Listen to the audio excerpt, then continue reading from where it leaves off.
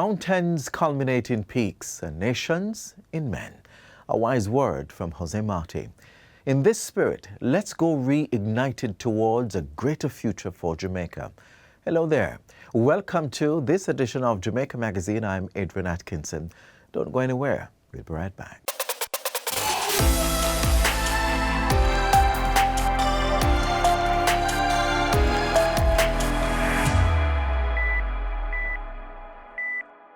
On Get the Facts this week, the Registrar General's Department brings you up to date with their online services.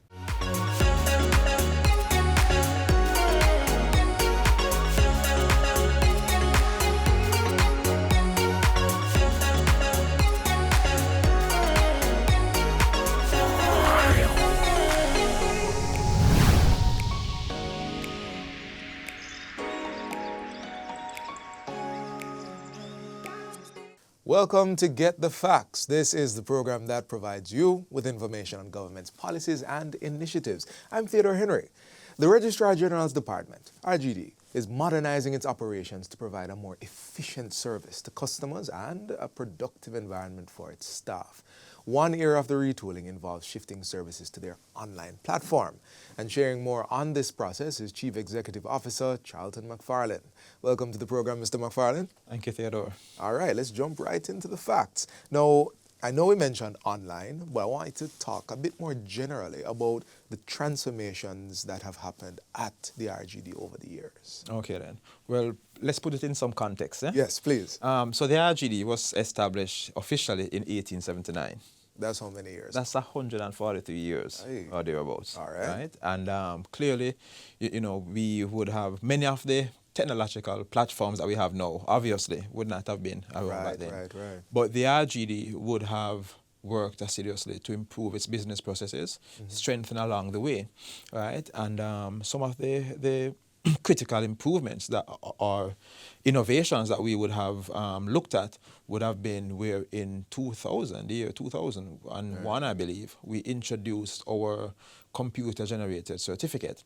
And that now is what most Jamaicans refer to as the blue certificate. Right. And that would have replaced what most Jamaicans refer to as the black and white certificate. I don't know that one at all. You shouldn't. You're a young man, right? But one of the issues with the black and white certificate was that it was just a piece of paper that was written on in pen. By hand, right? yes. And as such, persons could go and, you adjust and you change a A to a O, you change a U to a E, and suddenly Hubert becomes Herbert.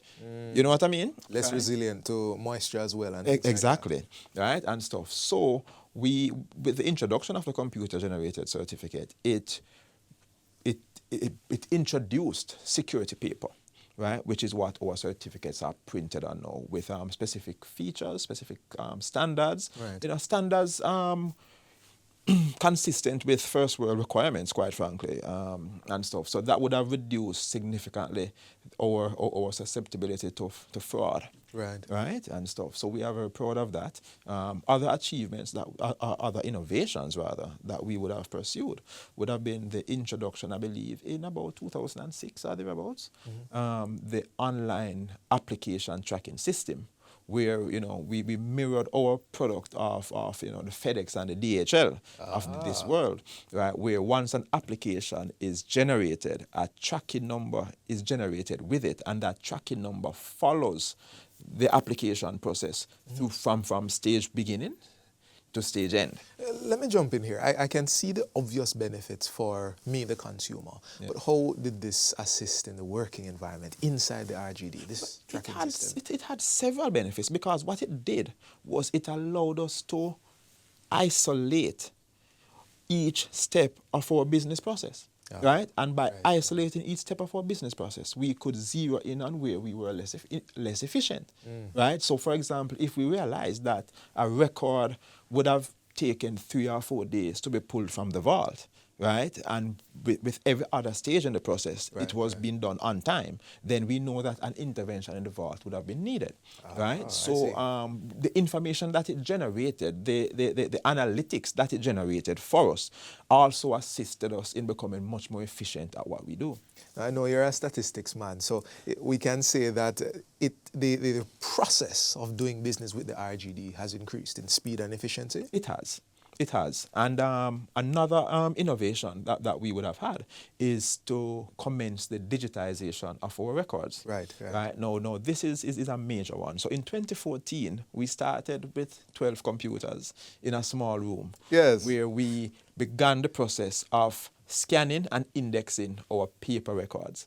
Right? And so far, we are now at about 35% of our records being digitized. Which is not surprising considering 100 and... Exactly. Well, yes. we have upwards of 7 million records in our repository. You've been around for a while. Exactly. But this process has now gotten a significant kickstart, again, through the National Identification Systems Project, where just about a month ago, or thereabouts, the Prime Minister would have signed a massive deal to digitize on a large scale our records. And what does that mean now, Theodore? It means that when someone comes in to apply for a certificate, right, if that certificate is not already amongst what was already digitized, it would mean that it would have to go to the vault and we would have to do a manual search. Right. Now, when all the records are digitized, that manual search becomes a computer search, and that computer search becomes a search that will take a matter of seconds. It's data at the fingertips. Absolutely. And so and that's what we're all about at the RGD. Really and truly, my job at the RGD is to provide is to create an agency rather that is highly efficient, and really and truly customers, when they come in, they can be in and out in a flash. Because we understand, our customers are busy. They don't want to stand in line at the RGD for the entire day, right? And we don't want them to stand in line at the RGD for the entire day. Right. We want them to be in and out in a flash. Totally understood. And if I'm interpreting what you're saying correctly, most of your services are now online. Yeah, a significant portion of our services are now online. And I'll tell you something. The RGD would have started years ago. Don't ask me exactly when. That's right.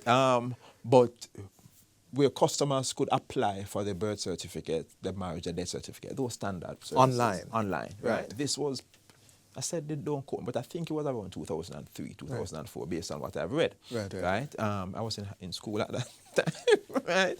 But beyond that, and especially with the onset of COVID, it forced us to increase exponentially the rate at which we, embrace this digital transformation. Right. And so since February 2020, incidentally, at the same time that I took up office as the CEO, we would have increased our online products and services by 130%. And we're very proud of that. All right. The conversation is interesting, but we're going to have to take a break right now. This conversation continues on the other side of this break. You don't want to go anywhere. We're talking with Mr. McFarlane, the Chief Executive Officer of the RGD. Please stay with us.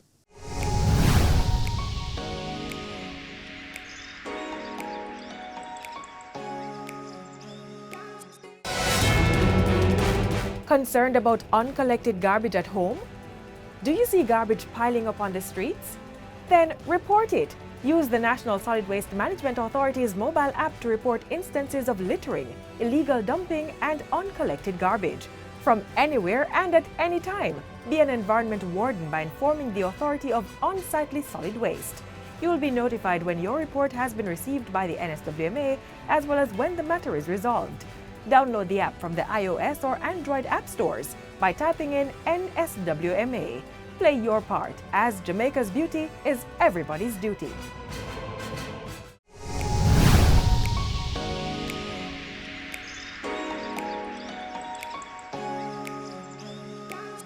Welcome back to Get the Facts. We are continuing our conversation with Chief Executive Officer of the RGD, Charlton McFarlane, as we discuss the department's retooling to help the ease of doing business. Mr. McFarlane, Before the break, we were talking about the services, many of which are now online. Absolutely. I want you to tell us what some of the services are. Okay then. So the services that we would have focused on to place online would be, along the lines of our core services.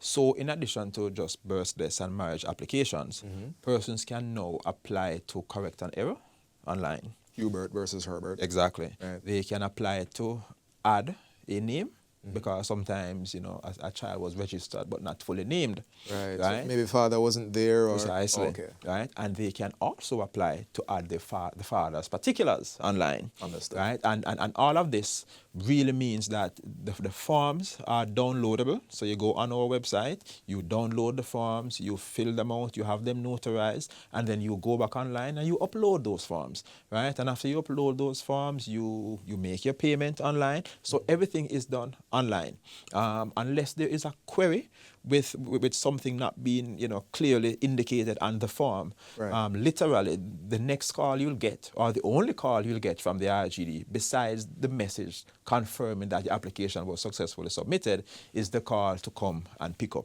your documents, right? So, so we would have focused on our core services. However, we have also added additional online services. So right now, persons can apply for the adoption certificates online. That was added 2 months ago, the end of March, I believe, right? New service. New service. And also persons can do online searches. Now, how the online search works is that, again, leveraging the strength of our digitized database, right? There are persons who want to simply apply for a birth certificate, but in order to apply online for a birth certificate, they need the entry number, and they would have to request that entry number. Now they can search for the entry number online, and once that entry number corresponds to a digitized record, that search result is returned in real time. So you literally mean database when you say database, connected information, Precisely. not just limited to one particular view. Precisely, right? Another service that we added online is the issuance of our electronic burial order, right? Now, this was actually the very first of the new online services that I oversaw at the RGD, and it came in the time when COVID was right there, right? So the electronic burial order is essentially a process where a death occurs at the hospital, and the relative is not required to come in to the hospital. To the RGD, right? No, they are not required to come. Yeah, they are not required to come to the RGD to apply for the burial order. I see. Right? Essentially, the record is passed on from the medical records office at the hospital to our registration officers. And remember, this is another spin-off from the bedside registration, where our officers are physically at these institutions. Understood. Right? So the record goes directly to our staff. We generate the burial order, and we contact the customer, send them the reference number, and then that customer goes online, enters the necessary credentials, and the burial order pops up. It sounds as if efficiency is a big deal for the RGD today. I'm an economist, so that's always the focus. So give me some statistics, some numbers here. What has been the take-up like? All right, so I can tell you, our online services, especially post-COVID, has increased exponentially. As a matter of fact, the record updating services, which is just the general grouping for our correction of error, addition of father's particulars, those services have seen an almost 35% increase, or not increase rather, not increase, let me be very, very, very clear. Shift in terms of in-house application versus online application. All right? So we have seen that 30% shift towards online. And it is something that's welcomed, extremely welcomed by persons who live outside of Jamaica. Right, that has always been an issue. Exactly. Yes. So I believe we would have provided the greatest benefit in this regard to those persons, because those persons would complain all the time. It would cost them additional money to make those applications, prior to having the online services. That we're talking about persons outside Jamaica, but I've also heard this complaint from persons outside, places where the office is readily accessible. Absolutely. I need to journey here, I need to journey there. No, it's just... On my phone. You know, and one last thing I'll say is just recently again, we would have, you know, I'm happy to be able to speak about recent things, eh? Yes. Just recently, we would have created an app now on our website where persons who want to get married at the RGD, because yes, Theodore, persons, we do have a registry wedding product. Right. Where persons come in, they want an efficient, low-cost wedding, they can apply online, as in set their appointment online. So literally, they book their appointment online, they upload the supporting documents, and they pay online, and all they need to do is come to the RGD, say their I do's, and go on to happily ever after. Wait, they say I do at the office? When they get in married. I see. Now, I know we're focusing on your online services, but I just want to take this time to remind our viewers what are the core services, and perhaps services is not what I want to say, the core functions of the RGD. Why does the RGD exist? The RGD exists to keep our vital records safe. Right? The vital records really is, by definition, your birth, your marriage, your death, stillbirths, adoptions. Right? We are working with the Supreme Court to see how we manage the divorce records as well. Right? Because that is another vital record. So the RGD, we are the ones that collect it. We are supposed to collect it accurately and completely. And then we are the ones that keep it and maintain it, right? So we right now, we have, in terms of physical records, upwards of 7 million records dating back to the 1600s, right? We are pivoting now to have those records stored in digital format, right? So that would reduce the burden of having the physical space, right? Because by law, we have to keep the records in two forms, original and duplicates. So if I can just jump in here, essentially, the keepers of the present and the past of the Jamaican people. Absolutely. But we're out of time, but I want you to take a moment and speak to our audience about the RGD, about what is available to them. Just 20 seconds or so. Speak to our audience. All right. So again, the RGD, we are constantly trying to see how we can become more efficient and serve our customers. We are pivoting towards online services. And by doing so, you know, it would improve convenience for our customers. The RGD also believes that it is important that customers are able to communicate with us. And so now, today, more than at any other time in the past, there are more avenues through which persons can speak to an RGD agent. We have our social media handles on Instagram, Twitter, and Facebook. We also have a YouTube channel. We have a live web chat. So you log on to our website, and the live web chat icon pops up, and you can engage with an RGD representative. We also have dedicated WhatsApp lines, and all of this complements our phone lines already. And of course, our info@rgd.gov.jm. We invite you to engage with us. Thank you so much, Mr. McFarlane. We have been getting the facts on the RGD, on their online services, on the transformation that is happening in the Office of the Keepers of the Jamaican People's Identity. For more information on the products and the services of the Registrar General's Department, you can visit their website, rgd.gov.jm. Not just information, as you've heard in this conversation, you can do a lot of the business that you do with the RGD on that website. This has been Get the Facts. Our guest has been the Chief Executive Officer of the Registrar General's Department, Charlton McFarlane. Thank you for watching. Until next time, I'm Theodore Henry. Take good care.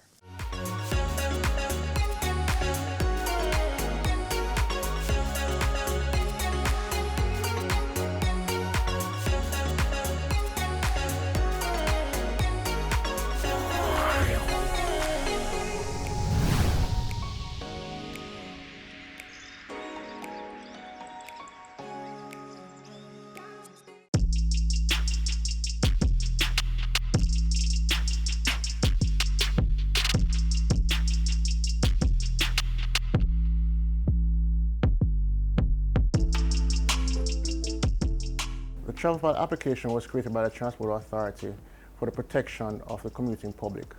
Please download the travel file application on the Google Play Store or the Apple iOS Store. Once you download the application, put in your phone number, register the application under your phone number, and then you'll be able to verify the license plate that you're going in. Once you verify the license plate and the information of the vehicle, you will then be able to share that trip of the vehicle that you're in, and if there is difficulty on the trip, you then will be able to push a panic button and share your location with others as well. Download the application, give us our feedback at customerservice@ta.org.jm. Don't forget, it's free to download, free to use.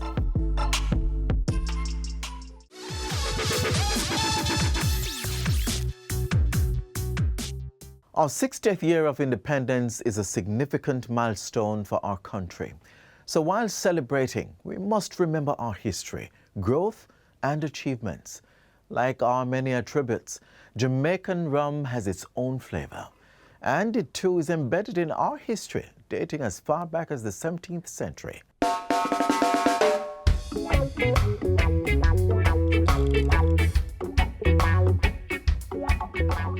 There's a whole history to white rum. From the cane fields, where our enslaved ancestors worked, through to today, where we have the best rum in the world.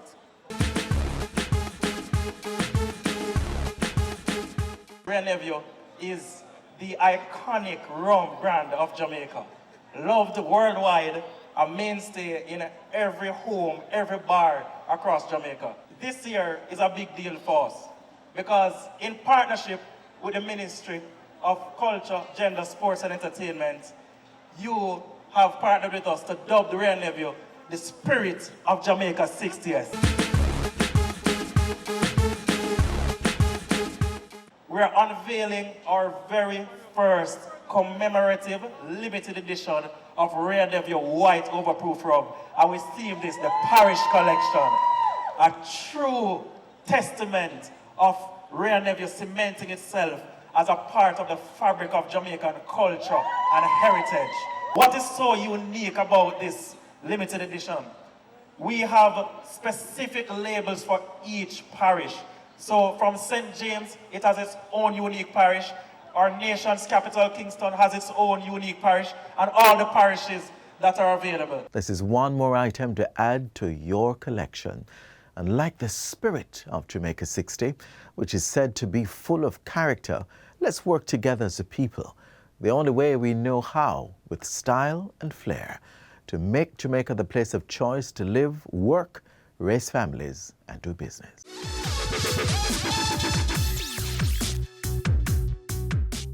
What a way you're full of our roots and culture. That was in Jamaica 60. Jamaica 60? What a piece of news, Miss Matty. I feel like my heart going bust up. Just in, the island of Jamaica is on the verge of celebrating its 60th year of independence. I only we have to celebrate it now. They say the people them, you know, them come here, you know. But you see, when our people decide, say the other people them free paper, burn up. Them say if it's war, start it, whatever. We all collect medal, panta fight, you know. Medal. Amount of tongue we give them, you know. The celebrations are slated to begin on January 1st, 2022. Organized by the Ministry of Culture, Gender, Entertainment and Sport. We have more in this report. I am on site and planning activities are ablaze. Persons are advised to download the Reggae Jamaica app to know what it pre. Activities for the Jamaica 60 celebration. Yeah. I download the app to get the updates then. Our independence is part of a long journey filled with so many stories, one of which is that of our national symbol, the coat of arms. Moving away from the British monarchy and into self-governance, Jamaica needed to establish its own identity. And in doing so, national emblems and symbols were created that represent our history, values, goals, and who we are as a people. Among them was the Arms of Jamaica, sometimes referred to as the coat of arms. There are 8 elements to this majestic symbol: the crest, supporter, shield, helmet, torse, mantling, motto, and the design.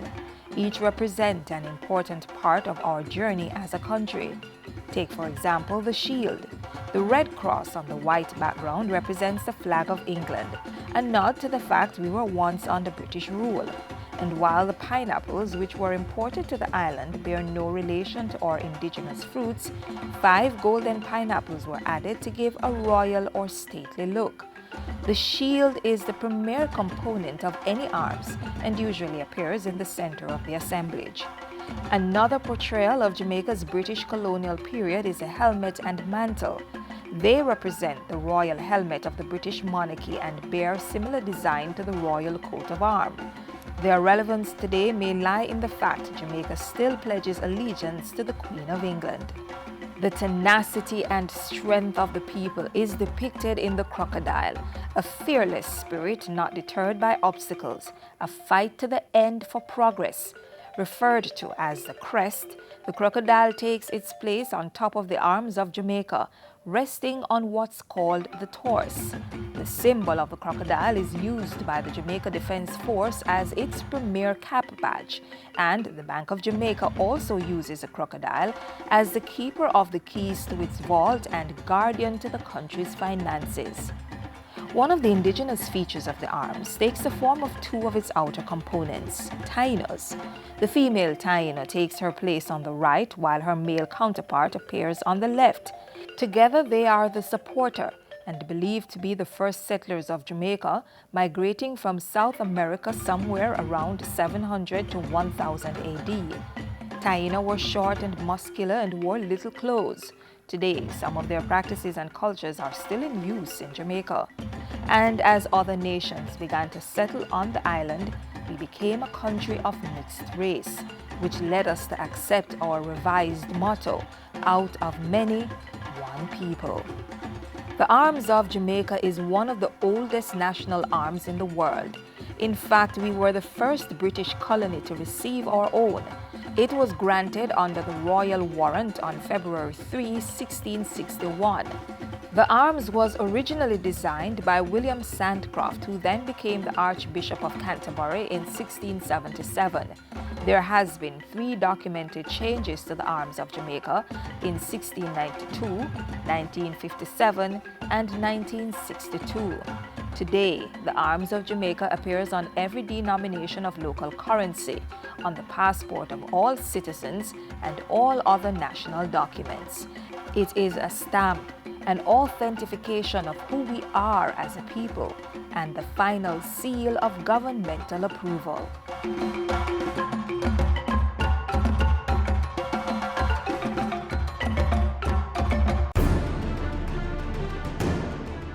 The tinting of your windscreen, cut it out.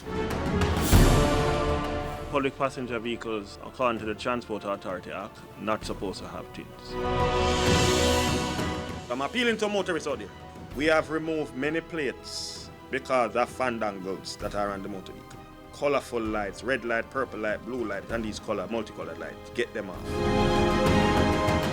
I've noticed some trends out there where there is different type of license plates on motor vehicles. Only the Jamaican issued driver's license plates are to be on the motor vehicles. Once you transport any passenger in a motor vehicle, ensure that they are buckled, whether they are on the front or they are on the back. The seatbelt gives people a fighting chance to survive the crash. Many people have died who never give themselves a fighting chance.